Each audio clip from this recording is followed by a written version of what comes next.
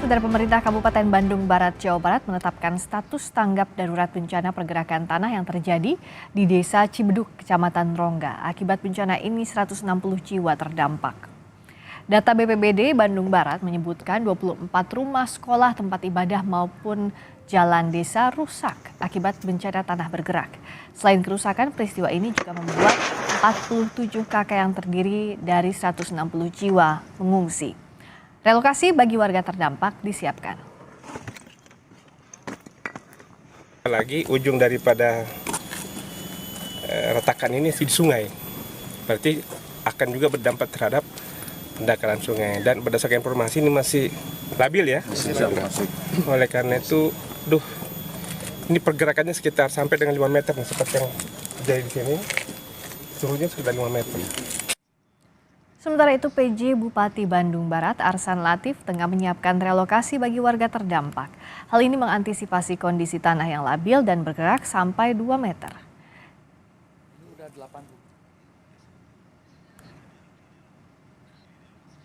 Dan informasi terkini terkait bencana tanah bergerak yang mengakibatkan puluhan bangunan rusak dan ratusan jiwa mengungsi, kita tanyakan langsung kepada PJ Bupati Bandung Barat Arsan Latif. Selamat malam, Pak Arsan Latif, Pak PJ Bub, saya Friska di sini. Selamat malam Mbak Friska, Assalamualaikum warahmatullahi wabarakatuh. Waalaikumsalam warahmatullahi wabarakatuh. Saat ini kondisi warga yang terdampak seperti apa, Pak? Dan boleh diceritakan awalnya? Baik, kurang lebih sekitar tanggal 28-29 Februari kemarin, itu terjadi kejadian pergerakan tanah yang cukup dalam, sehingga memaksa pemerintah Kabupaten Bandung Barat menetapkan tanggap darurat. Karena itu, alhamdulillah saat ini semua pengungsi yang kurang lebih 160 jiwa itu telah kita tampung di Islamic Center. Alhamdulillah kondisinya baik-baik saja. Kami menjaga betul baik kebutuhan dasar maupun psikis saudara-saudara kita.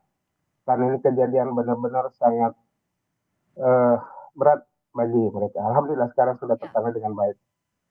Ada berapa titik pengungsian yang disiapkan dan jumlah warga yang terdampak ini 160 kurang lebih, begitu ya Pak ya? Sementara ini kita kumpulkan di Islamic Center di belakang Masjid Raya Sipol Rongga.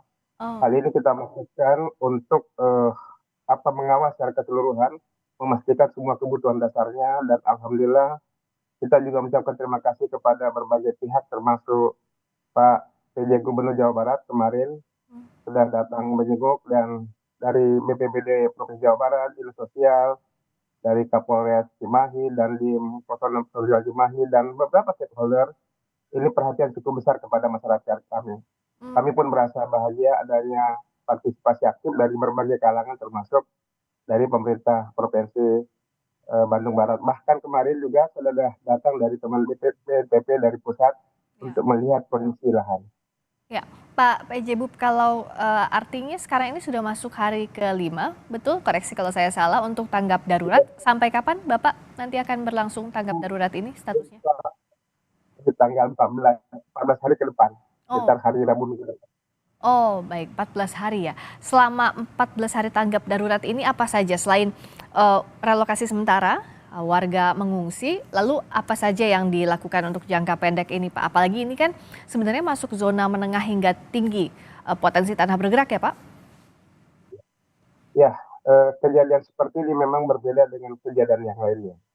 Pengungsi, kalau misalnya pengungsi banjir, airnya rendah, akan kembali untuk rumahnya. Ya. Kalau kebakaran, akan kembali untuk bangun rumah. Betul. Nah, kejadian seperti ini benar-benar berbeda dengan kejadian yang lainnya, karena baik perumahan maupun tanah itu nggak bisa lagi ditempati. Oleh karena itu, saya sudah berkomunikasi dengan Pak Kades, beberapa pihak, bahwa insya Allah akan kita relokasi. Dan alhamdulillah, hampir semua masyarakat, kepala rumah tangga yang terdampak itu menyetujui untuk kita segera relokasi. Ya, karena demi keamanan dan keselamatan juga ya. Untuk lokasi relokasinya ini, di mana perkiraan titiknya Pak? Kurang lebih sekitar 2 km dari tempat kejadian. Oke, Ini tapi saya berterima kasih juga kepada Pak Kades. Ini ada upaya untuk segera kita menyiapkan. Dan terhadap pembangunan rumahnya pun kami sedang berkoordinasi beberapa pihak untuk segera kami bangunkan. oke, Termasuk dari kami. baik.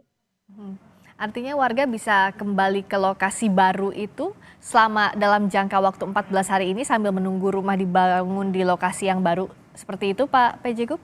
Pak PJ Bub? Ya, jadi memang proses untuk relokasi ini kan butuh waktu ya Mbak Priska ya. Betul. Oleh karena itu sampai dengan 14 hari ke depan, kita memastikan betul kebutuhan dasarnya kita siapkan. Setelah itu, kami juga akan memperhatikan betul kepada masyarakat yang terdampak, termasuk misalnya menyiapkan lapangan-lapangan pekerjaan. Kami berpikir dan merencanakan untuk menyiapkan pekerjaan yang padat kerja. Karena dampak dari kejadian ini, proses atau pergerakan ekonomi akan terhambat. Sehingga kami, pemerintah Kabupaten Bandung Barat, harus berpikir keras bagaimana masyarakat yang terdampak ini tidak terlalu dalam traumanya. Ya. Jadi kita akan ada program padat karya.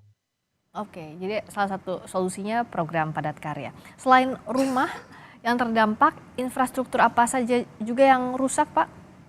Ya baik, ada beberapa, misalnya bangunan sekolah.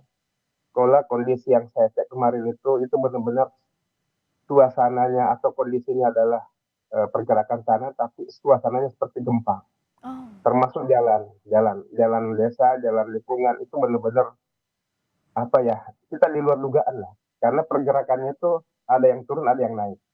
Jadi kayak ada gerakan yang membuat tanah ini benar-benar bergerak seperti apa ya.